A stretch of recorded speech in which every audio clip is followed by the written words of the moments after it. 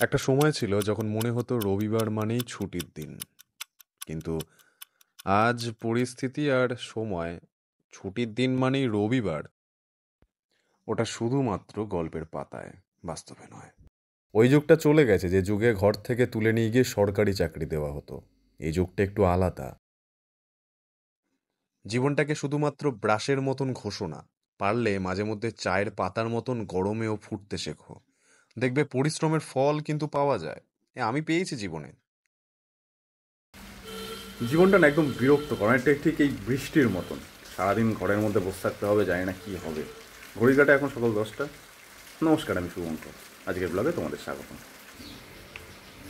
হ্যাঁ, জীবনে ছুটির প্রয়োজন বলছি না যে নেই, কিন্তু আমাদের যা জেনারেশন না, বিশ্বাস করো, এখন নিজের জীবনে প্রতিষ্ঠিত হওয়াটাও খুব চাপের। তাই ছুটি যদি পুরো দিন না নিয়ে যদি হাফ দিন নেওয়া যায়, আর ওই যে পড়ে থাকা অর্ধেকটা দিন, সেই দিনের ওই অর্ধেকটা সময়ে যদি আর একটু সাইডে কিছু ইনকাম করা যায়, তাহলে মন্দ হয় না। এই যে দেখো, আমি বসে বসে এখন ফ্রিল্যান্সের কাজ করছি। এরপর খেয়ে দিয়ে দুপুরবেলা ঘুমও দেবো, কারণ রবিবারের ঘুমটা ইম্পর্টেন্ট।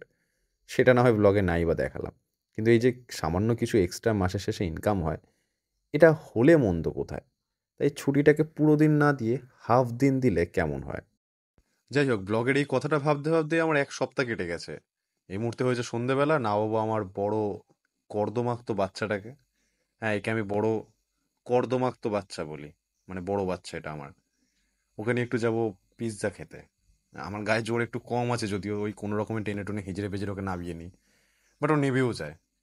কারণ আমি মনে করি যে এই যে বাইক, এই যে যন্ত্রটা, আমি ছেলে, তো আমাদের ছেলেদের একটা অন্যরকমই ভালোবাসা থাকে। তো সেক্ষেত্রে দাঁড়িয়ে ওকে যদি একটু ভেতর থেকে ভালোবাসো, ওকে বাবা বাছাও বলতে হয় না, ও এমনি নেবে, রাস্তায় দৌড়ায়। লোকেশন আর দোকানের নাম বলে কি হবে? আমি তো আর ফুড ব্লগার হতে পারলাম না।